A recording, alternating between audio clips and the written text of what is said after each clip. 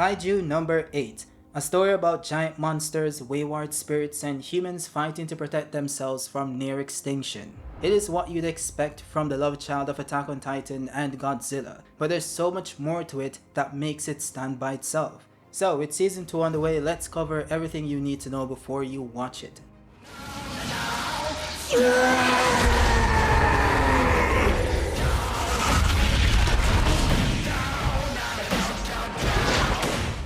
The story starts with a giant kaiju destroying sections of the city, but is later subjugated by the leader of the 3rd Division Defense Force, Mina Ashiro. We're then introduced to the main character, Kafka Hibino. His story pretty much revolves around his goal of getting into the Defense Force with his friend Mina, who has actually achieved this goal by the way while he wasn't able to.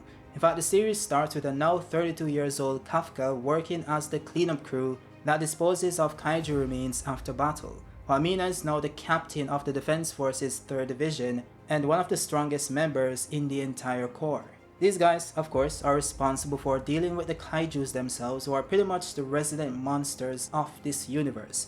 Now the country of Japan, as per usual, is the country with the highest rate of kaiju attacks in the entire world, so to combat them, it established the Anti-Kaiju Defense Force as mentioned earlier.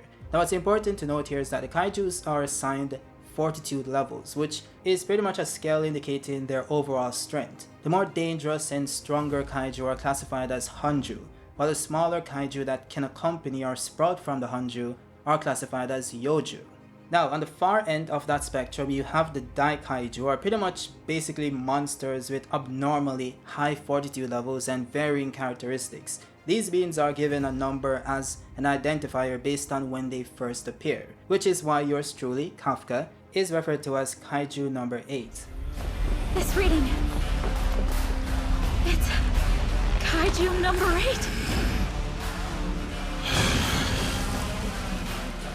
Now we kinda skipped ahead a bit, so getting back on track here. We're then introduced to Ichikawa, who's kinda edgy, but he also wants to join the Defense Force as well. He later informs Kafka that the Defense Force increased its allowed age to 33, which means he can apply again if he wants to.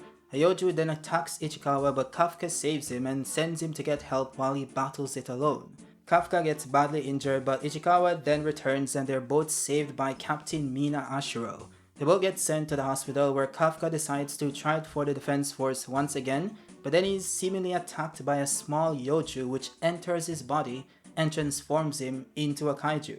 A guy then tells them that the Defense Force is on their way, so they both leave the facility, busting through the walls, and he then saves the kid from a Yoju attack and discovers his enhanced strength, speed, and unique abilities.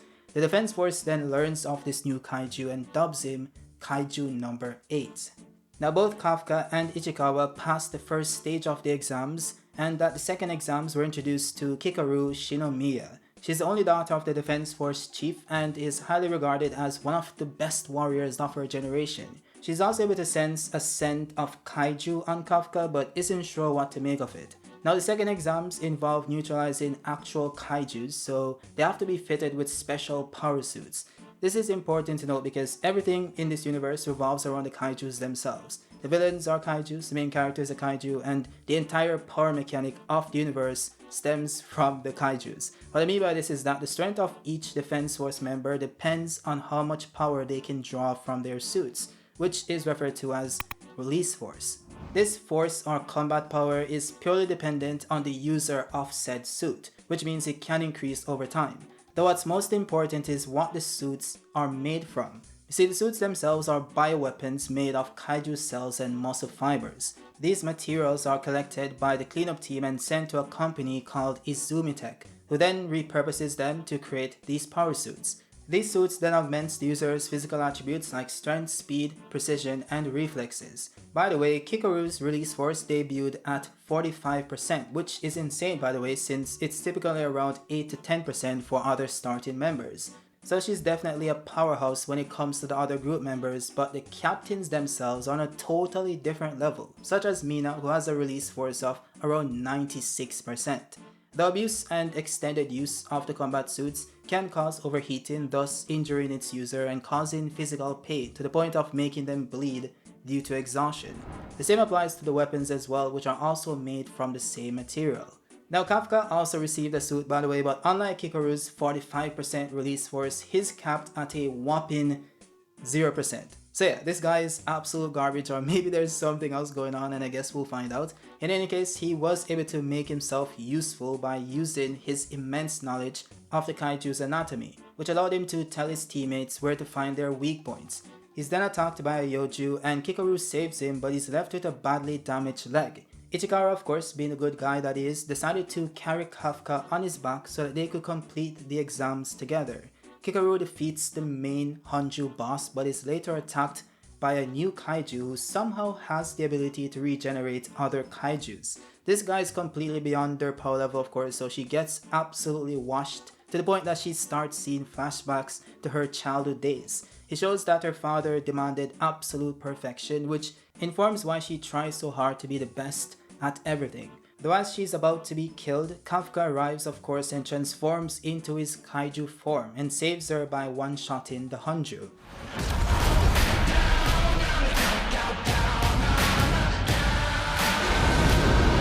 He then begs her to keep his secret, but she passes out from pure exhaustion. The mystery kaiju that appeared on the battlefield is then shown to have the ability to transform into humans, which he uses to infiltrate the cleanup crew. Now Kafka is then accepted into the defense force despite his 0% release force, and that is mainly due to the influence of Vice Captain Sushiro Hoshina. Now, he's the most skilled swordsman in the entire franchise despite his release force not being that impressive initially, but he didn't help Kafka because of empathy, okay? He was simply suspicious about his connection to Kaiju number 8 and wanted to keep a close watch on him. Now Kikoru then agrees to keep Kafka's secret and tells him what would happen if the force found out. You know, experiments, dissections, all that lovely stuff. Everyone then undergoes extensive training, and Ichikawa increases his release force to 18%, Kikoru to 55%, and Kafka to a whopping 1%. He also let it slip that his goal is to stand next to Ashiro, exposing their relationship, which Hoshina took as a challenge to his position since he's the vice captain of the 3rd Division.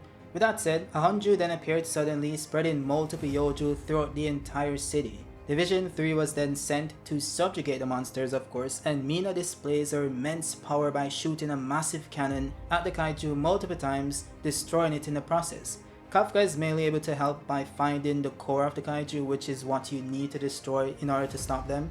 Now the mystery kaiju then appears once again and pretty much destroys the entire defense force after creating a barrier around the city that blocks all communication, though just before he's able to kill Ichikawa and the other members, Kafka arrives and defeats the monster in his kaiju form. He's then distracted by the rando members attacking him, and the mystery kaiju escapes using his ability to turn into dust apparently. Now Kafka also escapes as well, but Oshina finds him and attacks him, thinking he's the one that's doing the killing. But of course Kafka escapes, managing to not do any damage to Oshina. The next day, Kafka is officially promoted by Mina based on Oshina's recommendation. He then later met up with Oshina himself, who mentions that he found it strange that Kaiju number 8 fought like a human, which means he's onto him. Now the base is then later attacked by hundreds of Honjus, with the leader being Kaiju number 10.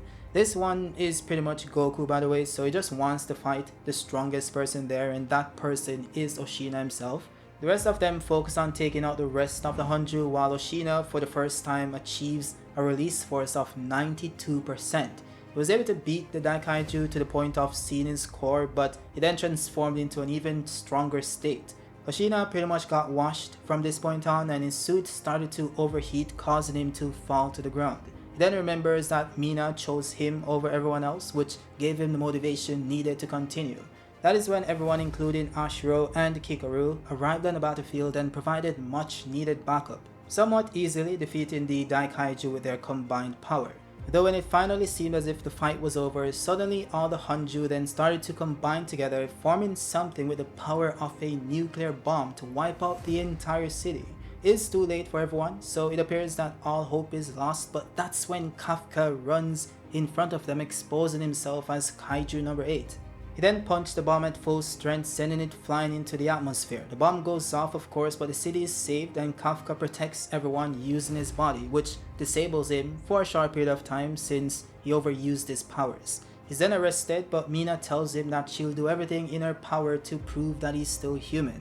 Kafka is then transported to a holding facility controlled by Kikaru's father, Aiso Shinomiya.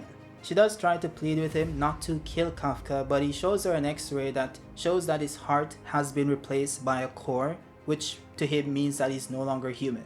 Aiso then enters the holding facility and equips a powerful weapon made from the remains of Kaiju number 2. By the way, this is far beyond what's used by the normal soldiers. The Hanju are typically the ones used to create the suits used by majority of the defense force, while on the other hand you have the numbered suits and weapons which are created using the body of a Dai Kaiju. These beings are typically the numbered Kaiju such as number 8, number 9, number 6, which is pretty much Godzilla by the way. In any case, these suits and weapons are immensely overpowered and can't just be used by anyone. In fact, if you go on to fail symbiosis, you will die. So these guys literally have these suits ready and waiting for someone to use them, which will happen later on, but that's a spoiler of course. Now Aisoa then attacks Kafka, seemingly attempting to kill him. And Kafka initially tries to avoid transforming to prove his humanity, but this guy was doing too much so he had to. So Kafka transforms and the Kaiju that possessed him attempts to take over his body fully by devouring him inside his subconscious. He then achieves a new beast-like state which completely washes Aisawa by the way, but just as he's about to kill him, Kafka regains control by remembering Mina and stabs himself instead.